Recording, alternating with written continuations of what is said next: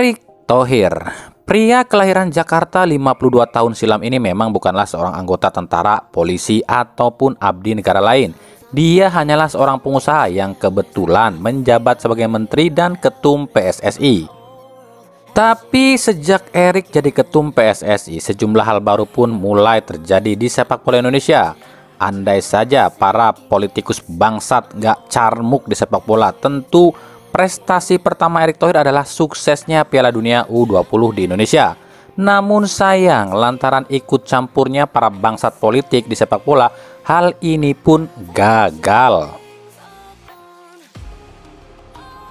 Dan prestasi pertama yang Erick Thohir bawa pada timnas Indonesia adalah medali emas SEA Games 2023 yang sudah sejak 32 tahun lamanya tak bisa Indonesia raih.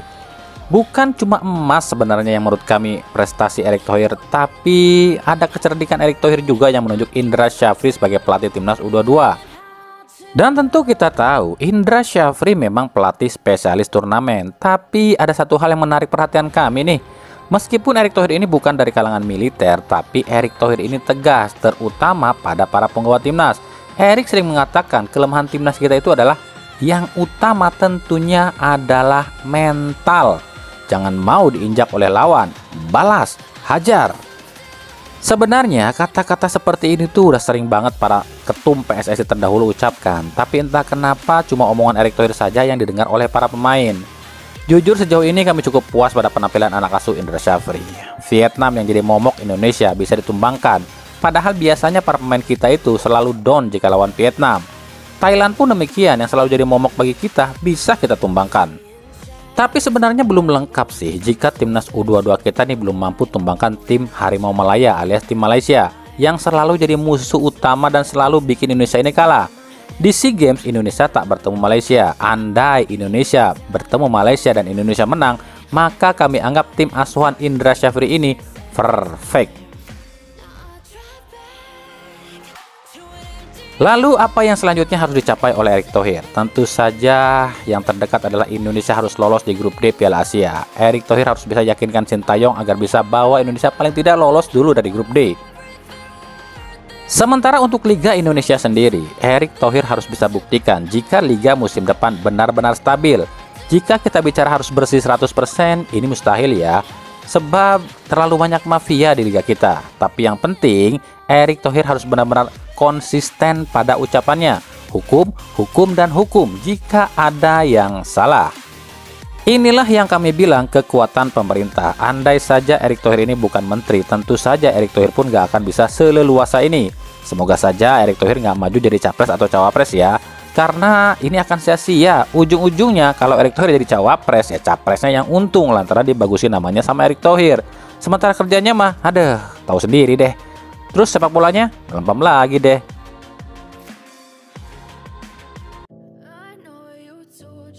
Komite Lisensi PSSI terbitkan keputusan baru soal lisensi klub. Dituliskan di laman resmi PSSI. PSSI menyebutkan cuma ada 6 klub saja yang memenuhi syarat untuk main di Liga Champion Asia, yakni Bali United, Borneo FC, Madura United, Persebaya, Persija, dan PSM.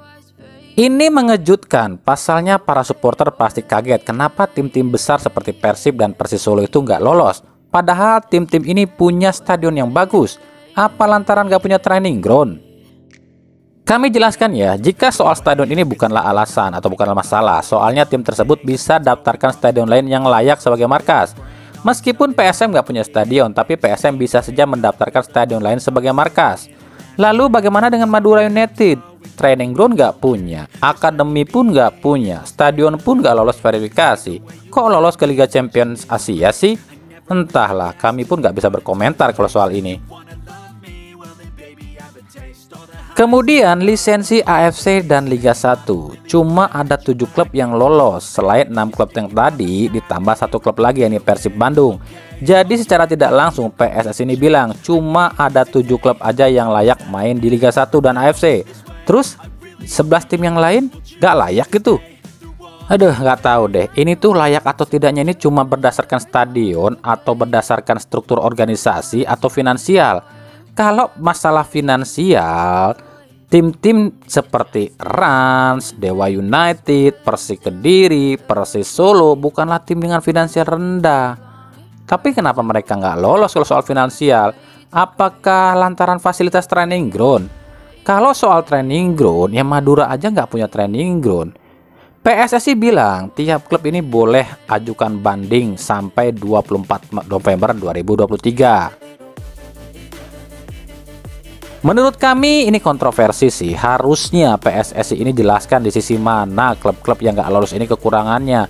Jadi istilahnya nggak ada kecurigaan dari netizen. Kan akhirnya rame nih netizen jadi saling tuduh nih.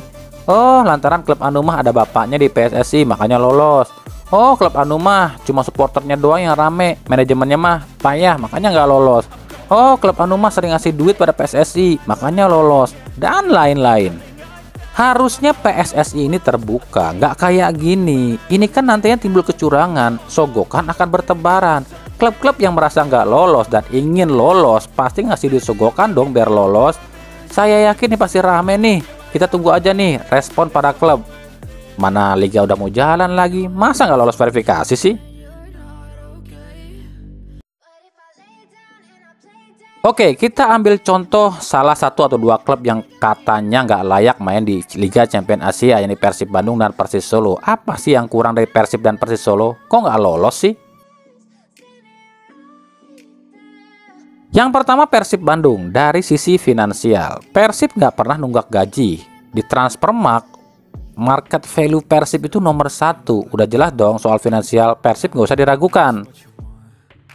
Yang kedua soal fasilitas. Persib punya fasilitas latihan meskipun bukan training ground ya, ini cuma stadion, ini Stadion Sidolik. Lalu soal pembinaan, Persib juga punya Akademi Persib. Kemudian soal stadion. Jika Persib dinilai tak layak lantaran tak punya stadion pribadi, lah emangnya ada di Indonesia klub yang punya stadion sendiri? Nggak ada satupun klub di Indonesia yang punya stadion pribadi. Semua stadion itu milik Pemprov dan Pemda setempat. Persib sendiri sudah sewa GBLA untuk 30 tahun ke depan. Dan kami rasa dibanding Stadion Segiri dan Ratu Pambelingan, bahkan dibanding Stadion Patriot pun, GBLA lebih baik dan bagus. Lalu apa kurangnya? Kurangnya apa? Tanyakan sama manajemen Persib.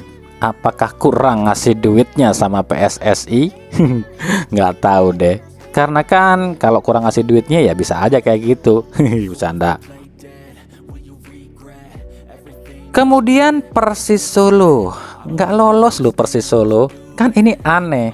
Oke lah, Persis Solo ini baru naik ke Liga 1 dengan susunan manajemen yang baru. Tapi jangan lupa, Persis Solo ini satu di antara beberapa tim tua tanah air. Finansial nggak usah ditanya, punyanya anak presiden dan punyanya anak menteri. Soal stadion, Manahan Solo adalah salah satu stadion terbaik di tanah air. Soal fasilitas, training ground punya, akademi juga punya. Apa yang bikin Persis Solo ini nggak lolos? Ada yang bilang ini tuh cuma gara-gara lisensi AFC yang kemungkinan katanya sih belum diurus oleh Persis Solo karena Persis Solo katanya belum punya lisensi AFC. Benarkah? Selebihnya Persis Solo adalah sebenarnya tim mapan loh. Masih nggak ngerti saya sama jalan pikiran orang-orang lama di PSSI ini. Mulai lapar lagi kah PSSI? Mau tahu siapa ketua komisi lisensi PSSI? Nih dia orangnya, Timi Setiawan, pria asal Jakarta berusia 63 tahun. Lalu apa yang harus dilakukan Persib dan Persis Solo jika dua klub ini ingin main di Liga Champions Asia? Andai dua tim ini juara ya musim depan. Ini harus segera diselesaikan. Percuma jadi juara kalau toh nggak bisa main di Liga Champions Asia.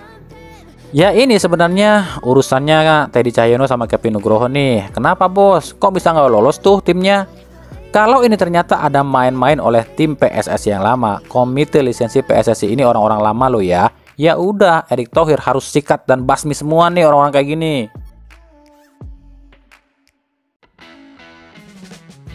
Dari Barito Putra, kemarin kan kita udah bikin berita, udah bahas nih ya, jika ada pemain abroad alias pemain yang main di luar negeri akan pulang ke Indonesia. Dan kami pun udah bilang dia itu adalah Bagus Kavi. Dan Bagus Kavi emang awalnya diminati oleh Persija, tapi rupanya Bagus memang pulang ke Indonesia. Tapi nggak ke Persija, melainkan pulang ke klub asalnya yakni Barito Putra. Akhirnya ya, Upin Ipin Indonesia balik lagi dan bersatu lagi. Ya iyalah, kan dalam klausul kontraknya Bagus itu nggak akan pindah ke klub lain di Indonesia jika tidak bareng Bagas. Lantaran Bagas Bagus ini satu paket. Nah, kalau mau ya ambil dua-duanya lah. Selain itu, Boruto Putra pun fix mendatangkan Charlie De Murga asal Filipina untuk slot asing ASEAN-nya musim depan.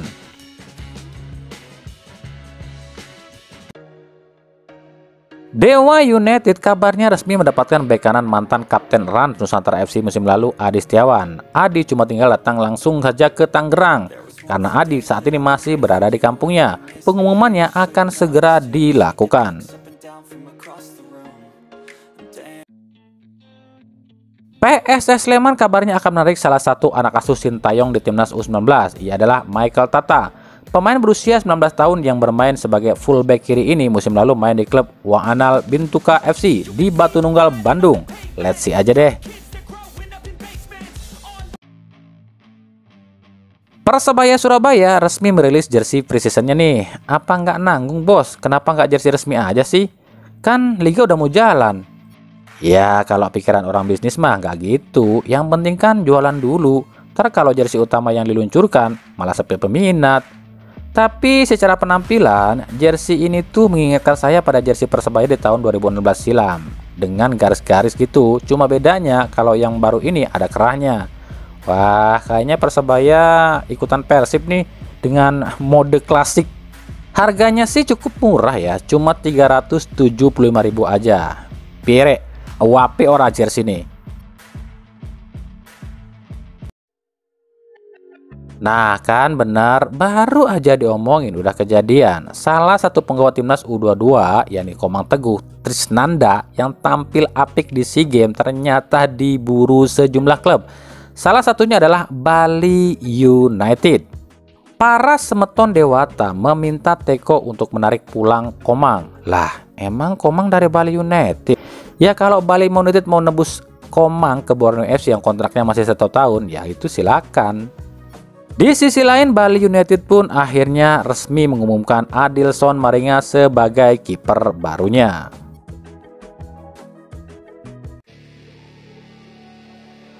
Josep Ejejari, penyerang asal Spanyol yang bersinar bersama Persik Kediri ini, nasibnya menyedihkan kini. Usai dilepas oleh klub Thailand Konkain United, Ejejari nganggur tanpa klub. Ia pun coba ajukan lamaran pada sejumlah klub di Indonesia, namun lantaran regulasi baru Liga 1 yang tak memperbolehkan pemain asing yang main di kasta kedua Liga ASEAN, membuat tak ada satupun klub Liga 1 yang mau merekrut Ejejari. Konkain United sendiri adalah klub Thailand yang main di Liga 2 Thailand, jadi tak bisa pemain yang main di kasta kedua Liga ASEAN main di Liga 1. Ya tunggu aja mungkin regulasi Liga 2 ya. Kalau Liga 2 pakai pemain asing ya mungkin Ejejari bisa main di Liga 2 dulu setengah musim, ya kan?